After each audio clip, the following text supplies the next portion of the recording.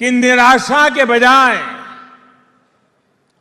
आशा पैदा होना अच्छा है कि बुरा है।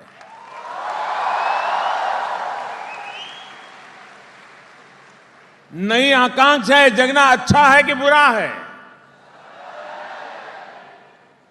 मैंने कहा हमें गर्व होना चाहिए कि देश में एक ऐसी सरकार बनी है जिसने 125 करोड़ देशवासियों के सपनों को जगा दिया है।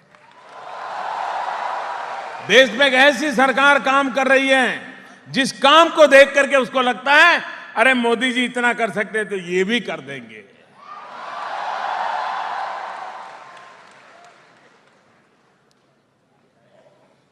हमारा यही सबसे बड़ा योगदान है कि निराशा की गर्त में डूबे हुए हिंदुस्तान को आशा, विश्वास और अरमानों से हमने भर दिया है और वही देश को आगे ले जाएगी।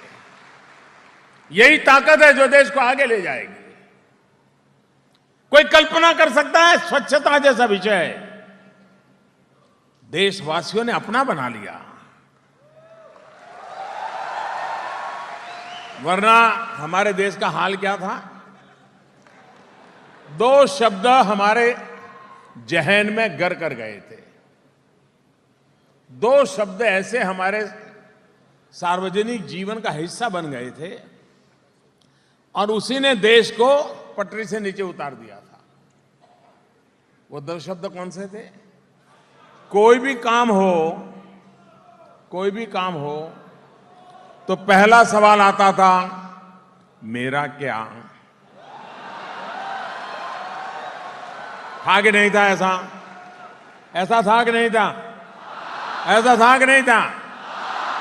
अच्छा मान लीजिए कोई कहेगा भाई तेरा कुछ नहीं, भाई मैं तो उसमें तुझे कुछ दे नहीं सकता, तेरा कुछ हो नहीं सकता है। तो फिर दूसरा शब्द आता था मुझे क्या?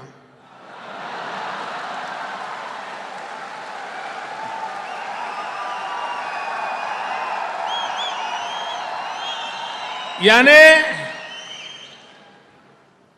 कुछ आशा अपेक्षा से मेरा क्या, लेकिन अगर बात बने ही मुझे क्या, जाओ मरो।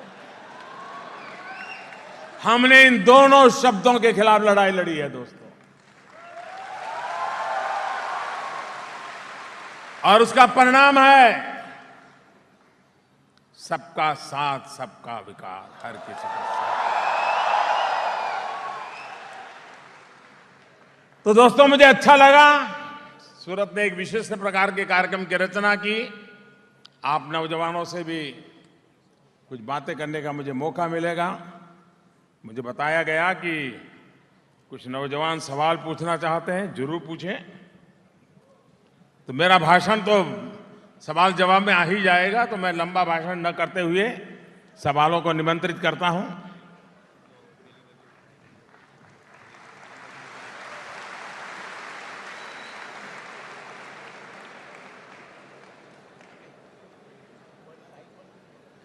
एंकर का फोन चल रहा है क्या? जी जी, शुरू हो गया। हाँ।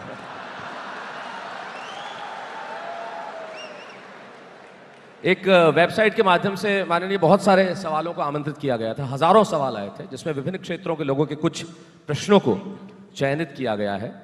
सबसे भिन्न भिन्न क्षेत्रों के लोग हैं, चार्टर्ड अकाउंटेंट्स भी हैं, वकील भी हैं, युवा हैं, विद्यार्थी हैं। पहला सवाल मैं आमंत्रित करता हूं, फैनिल परीख यहाँ पे उपस्थित है। मैं कार्यकर्ताओं से अनुरोध करूंगा कि उन्हें माइक सौंपें। फैनिल परीख यहाँ पे है, हमारे बीच खड़े हो गए हैं फैनिल परीख जी। और आप अपना सवाल सीधे पूछें, संबोधित करें माननीय प्रधानमंत्री जी को। जी, फैनिल परीख जो इस वक्त B6 में खड़े हुए हैं, आप सभी दर्शकों की जानकारी हेतु B6 जो मेरे बाईं ओर है और खड़े हुए हैं वहां पे सफेद शर्ट में, सारे दर्शक उन्हें देख सकते हैं। फैनिल जी, प्रधानमंत्री जी आपका प्रश्न सुन रहे हैं, आप अपना प्रश्न पूछें। फैनिल जी B6 में इस वक्त हमारे बीच में खड़े हैं, पहले फ्लोर पे। नमस्कार प्रधानमंत्री जी। नमस्कार। मैं एक कंप्यूटर इंजीनियर हूँ और सर पहले देश में मानसिकता थी कि इस देश का कुछ नहीं हो सकता है, पर इसमें अभी मैं बदलाव देख रहा हूँ। तो मेरा प्रश्न ये है कि ये बदलाव संभव कैसे हुआ? आपने देखा होगा कि पहले अखबारों की सुर्खियां देख लीजिए, 2013-14 के अखबार निकालिए, आए दिन खबर आती रही, ये घोटाला, वो घोटाला, ये घोटाला, आता तक नहीं आता था। 4.5 साल हो गए, खबरें बदली कि नहीं बदली? हेडलाइन बदली कि नहीं बदली? वरना उस समय कोयला घोटाला, 2G घोटाला, न तो ये जी कहां तक जाता है जानते हैं आप लोग।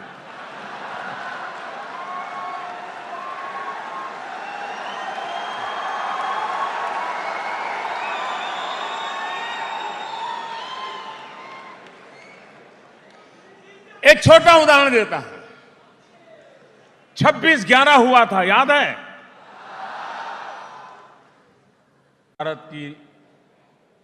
भारत के गौरवगान हो रहे हैं कि नहीं हो रहे हैं? मैं समझता हूं इतने कम समय में अगर हम दुनिया के अंदर भारत के हक का, ये सब हमारा हक था, लेकिन किसी ने कोशिश नहीं की, हमने नया कुछ नहीं किया, सिर्फ भारत का जो हक था उसको दिलाने की कोशिश की है, वो हमें आज मिला है।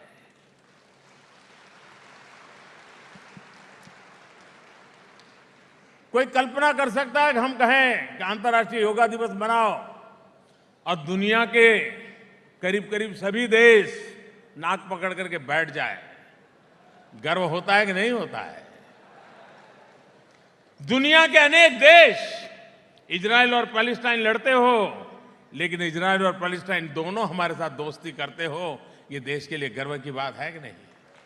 ईरान और सऊदी अरेबिया के बीच में तनाव होगा, लेकिन दोनों हमारे साथ जुड़ जाएं, दोनों हमसे दोस्ती करें, ये हमारे लिए गर्व होगा कि नहीं होगा? आज भारत ने अपनी एक जगह बनाई है। उसी प्रकार से जैसे मैंने कहा, आर्थिक क्षेत्र में इतने आगे बढ़े हैं, हर क्षेत्र में हम आगे बढ़ रहे हैं। आज स्टार्टअप जो हमारे देश का 800 मिलियन यूथ हो, जिस देश के पास 800 मिलियन, करीब 65% जनसंख्या 35 साल से कम उम्र की हो, वो देश जवान है, जवानी की ताकत है, जवानी का उमंग है, जवानी की ऊर्जा है, जवानी के सपने हैं, वो देश पीछे कैसे रह सकता है? आवश्यकता है उसको सही मौका दिया जाए, अवसर दिया जाए, तो अपने आप परिणाम मिल सकता है। और इसलिए मैं भारत के उज्जवल भविष्य के मूल में भारत की युवा शक्ति, भारत का बढ़ता हुआ मध्यम वर्गीय दायरा, भारत के सर्विस सेक्टर में भारत का दुनिया में होता जा रहा योगदान, कृषि पर हमारी आत्मनिर्भरता, दूध के उत्पादन में दुनिया में नंबर 1, ऐसे कई विषय हैं। ईज ऑफ डूइंग बिजनेस में 142 से 77 पर पहुंच जाना, कोई भी पैरामीटर ले लीजिए, आज दुनिया की सबसे तेज गति से चलने वाली बड़ी इकोनॉमी में भारत नंबर 1 है। ये सारी चीजें हैं। आज भारत, चाइना में जितना फॉरेन डायरेक्ट इन्वेस्टमेंट आता है, हिंदुस्तान उनसे आगे निकल गया। ये भारत के लिए गर्व की बात है। विश्व में एक विश्वास पैदा किया है। ये सारे आधार पर मैं कह सकता हूं कि मेरे देश का भविष्य उज्जवल है। मेरे 800 मिलियन नौजवान 35 साल से कम